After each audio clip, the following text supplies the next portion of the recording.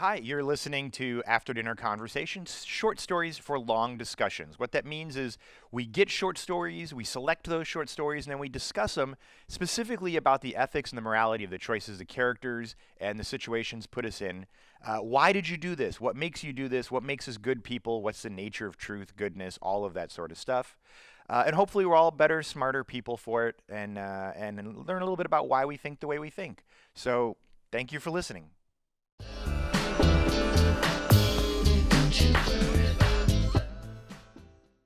Hi, and welcome back to After Dinner Conversation, short stories for long discussions. As a reminder, we now have a companion podcast where it's the audiobooks, Philosophy, Ethics, Short Story Audiobooks. This is Philosophy, Ethics, Short Story Discussions. They're both published under the After Dinner Conversation banner as the publisher. You can get all of these stories on our website at afterdinnerconversation.com. Like and subscribe. You can get them from Amazon, Roku, your library, everywhere there is. The story for today that we'll be talking about is Rose-tinted Glasses by A.M. Man, I never can get these. Entracte, thank you. And this is... Or Entracte. And this is one of the magazines. It's November 2021. Thank you. November 2021. So you can get that. And by the way, I should mention this. If you do subscribe, you get access to all of our entire back catalog. So you get like 3 years worth of magazines, 4 years worth of magazines now. So it's a pretty good deal for $5. I am your co-host, Kolby, here with Ashley. Hello, everyone. And with Jeremy again. Hi. And Sarah being a slacker. We're going to make fun of her in case she listens to the podcast. She is working. She's literally at work. That is true. Shaping the minds. I got your back, Sarah. Shaping the minds of America. All right. So I normally do the explanations. Ashley, do you want to do it, or do you want me to, or Jeremy? I don't care. I'm happy doing it, but I know you guys like to do it too. All right. Whatever you want to do. I like reading the little thingy, but I know you don't like the little read. thingy. I like to read. So I'll do it then, and if I screw up, you guys can tell me how I screwed up. So, because I haven't read this one, I got to be honest. I have not read this one in a while. Since November 2021? Probably sooner than that. But yeah, so the story is really about these rose-colored glasses, that there are children who have I don't want to call it like a monster league, but it's like the league of children who defend the earth from monsters. And the way the monsters come to life is adults will talk about fictional things, not realizing that the process of talking about fictional things makes those fictional things come true. The reason the adults don't know that this happens is because they can't see them, but the kids can see them.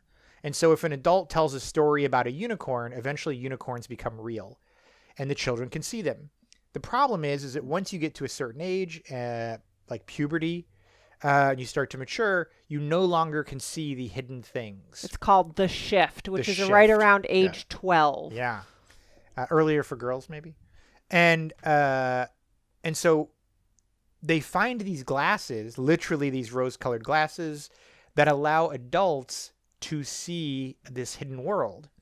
And so the two main characters, the boy and the girl, they want to get these rose-colored glasses to their fort to get them and discuss them and get them onto the eyes of adults so that adults will be more careful about what they talk about. On the way there, they bump into it's like a fairy or it's like a centaur? Centaur, I believe. Or something like that.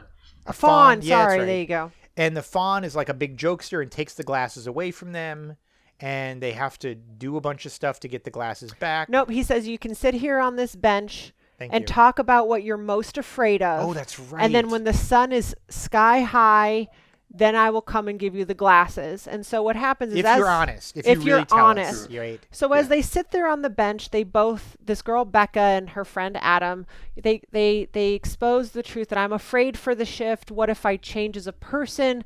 What if we no longer are friends? And they reassure each other that no, we've been friends forever. We'll continue to be friends. And in this process of discussing, they make up this funny story of, we can create our own make-believe world. What about like angry pumpkins that come to life? And then they're like, hey, you want to go see a movie? Because in this process, Becca and Adam are starting to forget they're right on what the age. what they were there for, what even the rose-colored glasses were for. And so sure enough, she's like, I feel like we're forgetting to do something as they're on their way to the movies. And then she's like, oh, the shift, it's happening. We better go. We better run now. Like, let's go quickly before we run out of time. But again, that shift kind of happened. She bumps into a little girl.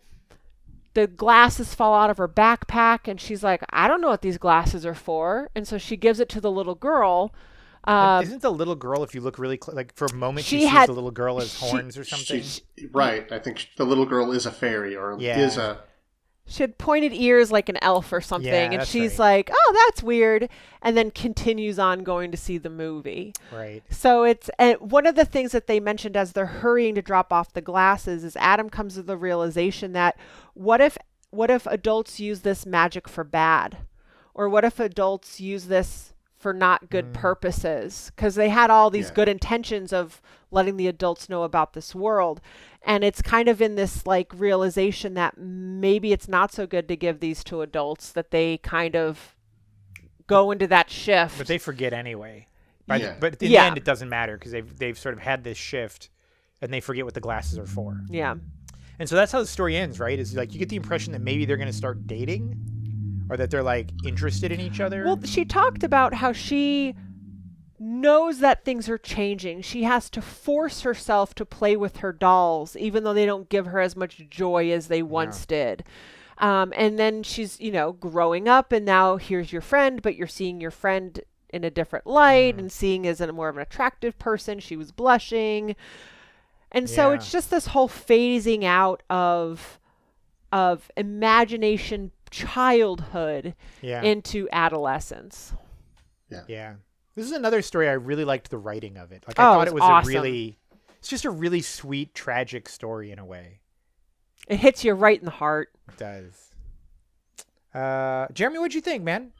I really liked it for the same reasons. And, it's kind of an interesting shift where it's almost a metaphor for that shift into adolescence. Yeah. Where the discovery of love and sex effectively between them is what makes them no longer children. Yeah. So it was interesting in just kind of that. So what you're saying is wanting sex makes you not see unicorns. Is that what you're saying? That's what I'm hearing. Yeah, or that's why unicorns don't want to hang out with you. Dang it! Dang it! For me, it really pulls on the fact that I try to relate this to reality. You have children that there's a monster under my bed. And two, you're like, this is fake. But it is so real to the child that you can't ignore that this is reality for them, that there is a monster under their bed or there's someone in their closet or, their make-believe friend did something. It wasn't them, it was their make-believe friend, because that is so true and real for them. And it's weird that there is this instance where I remember the movie Inside Out and her imaginary friend has to go away. Boingo or whatever. He has to go away. I cried. I cried. It just reminded me of that because there is such a pure and innocence to it. Yeah. But then it's just soul crushing because it's part of life. You can't keep believing in imaginary stuff being real in the real world. Shut your face. But this is great. What if these things are real and we literally can't see them as adults? Like we can't see your imaginary friend. We can't see your. Well, but I think it's also a metaphor for you can't see possibilities, right? Mm-hmm. Like not only do you not see, fairies and unicorns and dragons, but you just don't see that you don't see everything as possible anymore, right? You're like, as you grow up, it seems like you're slowly seeing less and less choices or something. Right. I don't know. And it's interesting. I don't know if you've ever talked to somebody who, at a young age, had to become more responsible in their family, and so they really talk about similar things like, my mother had cancer, and so I had to take care of my two younger siblings at 8 or 9, and going through a similar shift, and because the requirements of the world push out any fun that they can have, or that imagination. So it's an interesting, again, kind of observation. Do either of you remember when the shift happened for you? For you, between make-believe world, personally, I do. I remember when I was younger, you could play with dolls or you could play with cars and you could have this whole world in your mind. Like a cup isn't a cup, it's a mountain that you drive your car over, or the two dolls having a conversation. I remember that. And I remember, I don't remember when it happened, but I remember shortly thereafter when that happened, and I was like, come on, imagination, let's go. And it wasn't there. And it made me sad because it used to be so effortless and it was all imagination. And now it's just like, someone closed that door. It's just not fun anymore. And I had to mourn that as a kid because I was like, I don't get to be imagined. And now. So you think once it's gone, it's gone? Not 100%, but look at a kid playing and how crazy the ideas are. There aren't these constraints, and they do it for hours and hours. As an adult, I don't know if I can do that. We have something else fill that imagination for us. So anyway, I remember that shift. What about with you guys? Do you remember an instance when you were like, I'm not a kid anymore? Mine is really stupid, so I'm going to see if Jeremy's is equally stupid so that I don't feel so stupid about myself. Right, no. This was last week. No. So on Thursday, I was playing with Barbies. I do remember. And right. No, I do remember an event where it was suddenly like I had G.I. Joe toys as a kid, and it was very much a lot of make-believe play with those toys. And then my first girlfriend coming over and seeing all these toys and just being really self-conscious about it. Being like, maybe it's time to put these away. Was this Cater?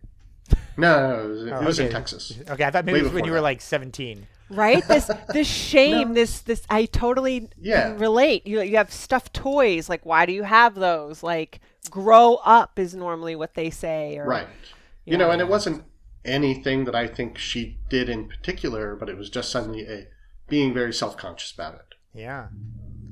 I remember, I have two things. One is I remember I used to go to a friend's house to play Dungeons and Dragons, which is basically just like adult make-believe. But, and I just remember thinking to myself, it was like 3 or 4 boys all sitting around, and I was just like, this is kind of nerdy.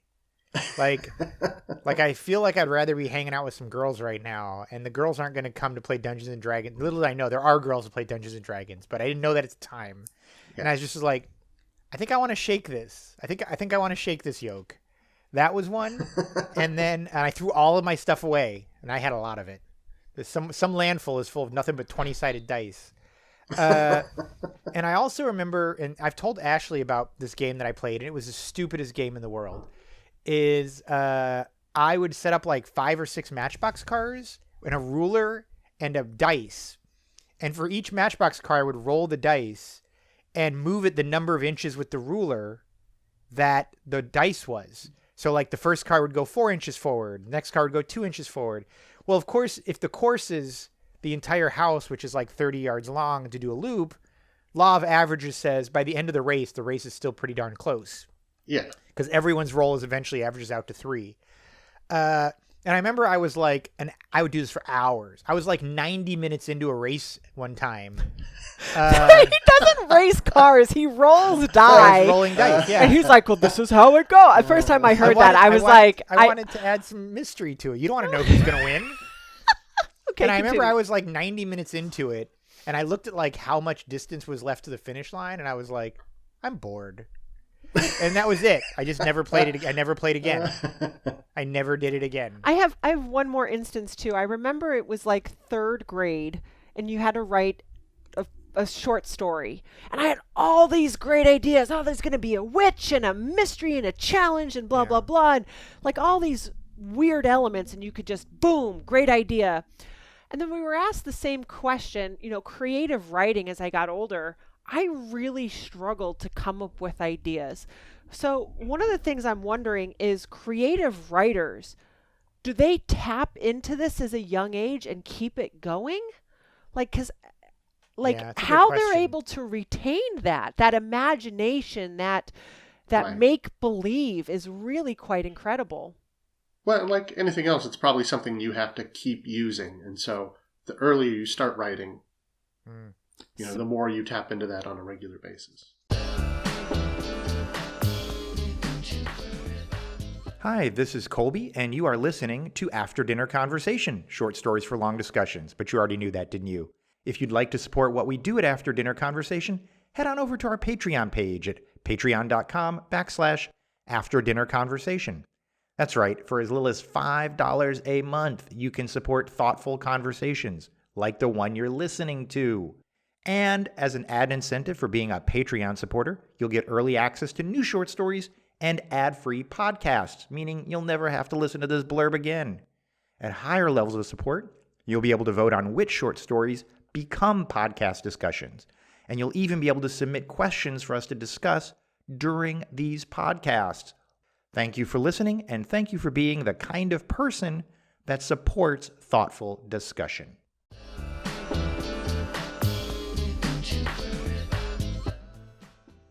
The more you tap into that on a regular basis. Support creative writing in schools. There you go. I'm curious, what is it you think that you lose by growing up this like it's not just creativity. I feel like creativity is part of it.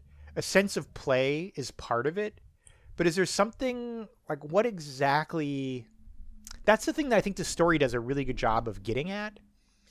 Is it demonstrates it, but it doesn't explain it, right? And I couldn't figure out what it is. I don't know, and I don't know. Is it to some extent a freedom from consequences, where you're not thinking about maybe obligations, a freedom from self-reflection, or self? Oh, certainly. I mean, looking at children and why did you do that? And there's, no concept of consequences and no self-reflection for, if I do this, bad things happen. Right. But also just in the sense of yeah, I don't know. It's just a lack of, because it is play, but it's a certain, because I play now, I still play, but it's not play like when you're a kid. And there's something different about the play, where it's more structured or it's more organized. I don't know. It really said to me the importance of, yes, it might just be your child's imagination, but to them it's not. And so even though we're adults and we realize imaginary friends aren't real, you need to realize that for these kids, it is real. It is reality. There are these creatures that might be running around and they see them. Why don't you see Timmy? You just sat on Timmy, my imaginary friend, who's sitting in that chair. I don't remember having an imaginary friend. I didn't either, but I know lots of people have. Yeah. But I mean, to them, I know for us it's weird. We have to play along. Oh yeah, this is imaginary person. Here, imaginary person, eat some food. Yeah, exactly. He's not sitting there anymore. He moved over there. And you're I can't keep up with your world. But I think it's a lot of empathy towards children and their play. And that's kind of what I drew from it. I wish I could have it. I wish I could not have it all the time, but I wish I could have it 20 minutes a day. There was one thing I wanted to bring up just real quick, because this story came out right around Christmas time. And if you think about it, the one big imaginary person that runs children's minds is Santa Claus. Spoilers. Spoiler! Why'd you ruin it? And so there was a really cute way that these people addressed, Santa. The Tooth Fairy story, too. Or the Tooth Fairy. Yeah. Are you Santa? Are you the Tooth Fairy? And this person wrote out how they're going to explain to their child, the answer is no, we aren't Santa. There is no one single Santa. But we use this idea of imagination because throughout your life, you're going to need to have this capacity to believe in yourself, in your family, in your friends, and what is possible. And even today, so this made me think that this sense of imagination instead of looking at it in a play sense, we assess it to reality. We imagine what our future is going to be like. We imagine what our life is going to be like. We can put ourselves in future situations and watch that play out. But kids don't? I don't know if to the degree that adults can, but again, it's still a sense of belief. Like, I believe in myself that I'm capable of these things. Yeah. And so I think make belief and belief in a sense of an adult, I think it's there. It just changes slightly. Yeah. I don't know. One of the things the story mentions, I was just looking at the questions, was that the girl says, I'll be blind to the real wonders. Becca says, I'll be blind to the real wonders of the world, just another clueless grown-up walking around like I know everything. And I wondered if that was what the story was trying to say being grown up was like knowing or feeling like you know. I don't know. Yeah, and being clueless to the wonders of the world. Yeah. Or blind to the wonders of the world. Did you see this in your daughters? That they, like, one day they just they didn't play the same way? No, I don't. I did not see that. I feel like they, it's a slow transition, if anything, but yeah, that a lot of. Well, let me rephrase the question. When did you look at your daughters and be like, "Oh, shoot, they're like, adults. They're adults." Like my kids are adults. Like, they might not know a lot yet, but they're adults.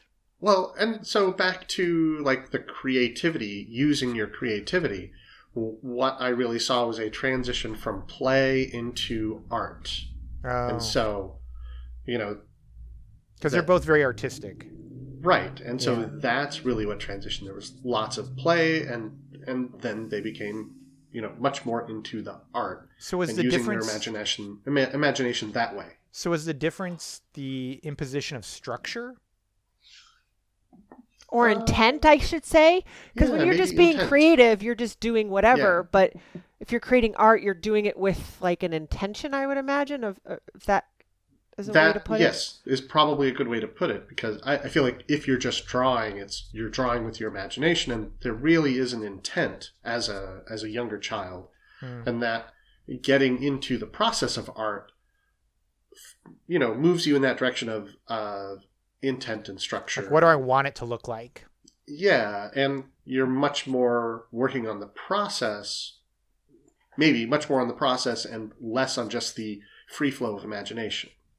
That seems like the difference. That seems like the definition, though, of growing up, right?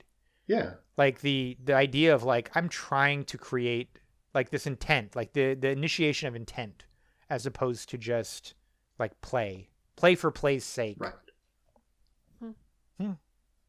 Let me see if we got any other questions we haven't covered.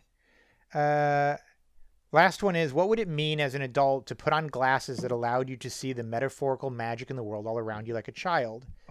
How would the world change, if at all? Is it possible, even for a moment, to see the world as a child?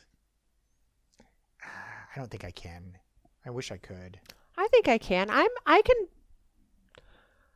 You can look at the world with wonderment and play, and maybe the imagination doesn't come as quickly, but you can still create things with your mind. Yeah. It's just you use your reality as a reference point. You're not as crazy.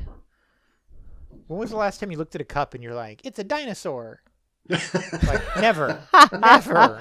Not in the time I've known you. Well, I've never done that. Okay. But, maybe or just a random piece of cardboard on the table. This is a dinosaur. Right. Yeah. I feel like it doesn't happen. Like, I mean, and I don't mean just that example. I mean the equivalent of that, right? Where it's just like you're just being silly. Like, it doesn't. Yeah. I don't know. I wish I did, but everything is intentional. Like, nothing is for its own sake. Makes me kind of sad now that I think about it. I think we use our imagination, but in different ways. I keep going in the back of my mind, like how we give our pets voices. Like, I'm so tired today. Oh, man. Oh, buddy, I'm a little tired too. Like, we've imagined that way. But again, it's more of a projection than it really is just creating a whole new world. but give your pets voices. That's a whole nother world. Yeah. Let me ask you, Jeremy, do you think if you wanted to, do you think you could play without intent? Is that even possible anymore for you? So I was thinking like games like Minecraft that are open form, where there isn't necessarily a goal. There's not. You don't win Minecraft. Yeah, that's why I don't play. So, right. So, there might be. Oh, Ravenna's telling me you can win at Minecraft. You collect all the frogs. You beat the Ender Dragon, and then the credits roll. There's a dragon? There is an ending. There's an ending, apparently. Oh. So, little did I know. I thought it was a freeform game just for exploration. And That too. so, I think there are platforms where you can explore just freeform play, but, you would have to do something like that as opposed to, I'm just gonna, in whatever I find on my table today, I'm gonna, play dinosaurs. I'm gonna have them play with each other. Right. I think it's more directed. So does that mean that you could do it or you couldn't? Do you think? No, I think you could, but I don't mean you as in the collective you. I mean you as in the Jeremy you. Oh, good question. I don't know. I mean, we should try this as homework. Yeah. We should try to play without an intention and see if we could. I honestly don't think I could do it. You wouldn't last more than a minute. You'd be like, I'm bored. I couldn't even last 30 seconds. No. Oh, I could. Oh, I would have all sorts of fun. Would you? Oh my gosh. But here's the thing. My imagination is pretty good. But that's the one thing I'm mad at. I'm like, man, like how I wish I had the imagination I did when I was younger. Because like you ask me now to write a children's story and I'm kind of like, I can kind of come up with something. But man, when I was little, I had all these ideas. But here's why I think you're better at it than I am. Is like I have heard you singing in the shower. But here's the thing. It's not because I hear you. Like you don't even know I'm home. You're singing. No. You're singing to nobody in the shower. Yeah, I'm making up lyrics and I'm rhyming weird stuff together. I've never done that. So that was one of the questions. Can adults still, engage in play? Yeah, I do. I think it's totally possible. Maybe it's just structurally different. I didn't get a chance to research this, but I'd love to see if there's a correlation between when you watch a kid play and the things that they say, like how they treat the imaginary characters and the situations, if that somehow develops to be our internal voices about how we talk about ourselves. Because think about it, we do imagination, but it's all in our mind. We don't act it out with puppets and with toys. So my imaginary friend had a mouth on him. But he could swear like crazy. But it makes me wonder. My voice in my head is like a sailor. Because I know a lot of times play is to help you better understand human communication, for sure. and to play out scenarios. And I know we do that. Like I do that. I play out scenarios in my brain of how I could have done things differently. I just don't need two puppets to help me do that. But the dialogue, if does as a kid, now that becomes your internal voice, that would be. Yeah. I think that's kind of what happens. I don't know. But I don't Jeremy, know. I say I don't know. Would you be willing to give this a try? Would you be willing to spend like a minute trying to play without intent and see what you think of it for next time? Next thing? Yeah, I was thinking about that. Certainly. 1 minute. 1 minute. Oh, I'm done. I'm perfectly good. I'm already looking at 2 ducks that are on our table. They're about to turn into Godzillas. The question is, yes, you can take 2 things and play with it, but can you see it as something totally different? I don't know if I ever saw it as a child as different. If I did, I don't remember. Well, I don't remember ever seeing anything that wasn't there. Yeah. I don't know. Maybe kids do, but I always questioned it when they would say that. Like I was always like, "Are you really? Or are you just lying?" But I don't know because I don't remember have that good of a memory.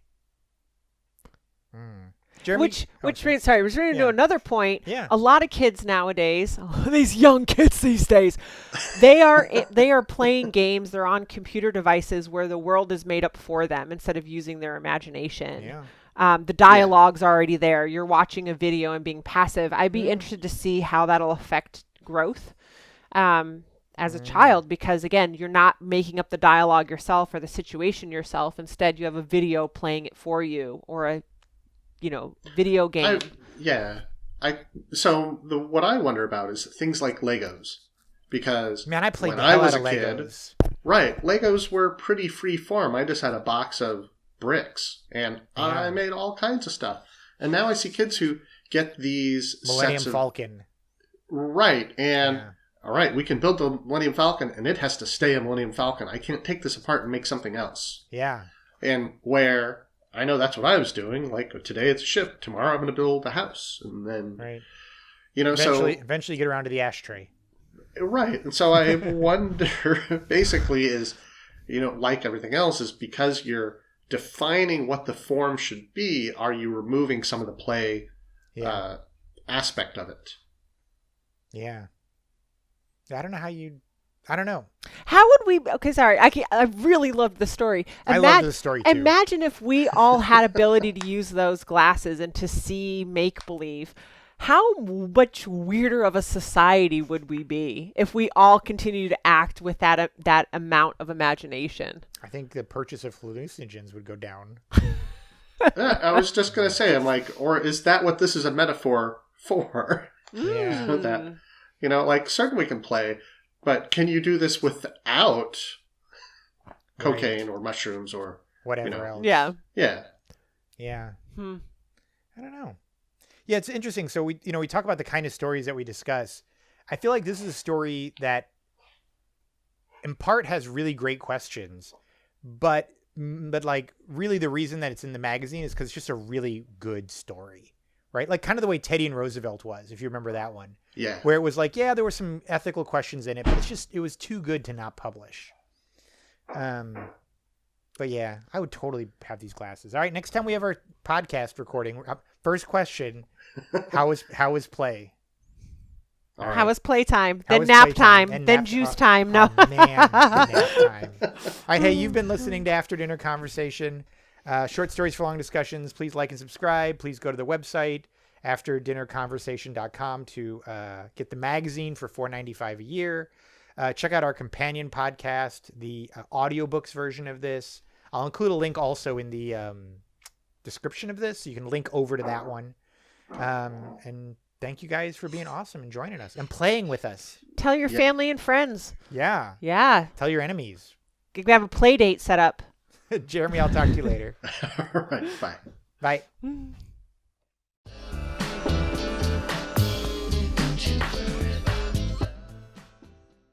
If you've enjoyed listening to this, please like and subscribe. It helps us out a ton. The vast majority of people haven't liked and subscribed, which means maybe it shows up in your algorithm, maybe it doesn't. So don't leave that to chance. Just go ahead and hit that button, and we'd sure appreciate that. And that way we can keep doing what we're doing, and you're not left to the whims of some algorithm. Thanks.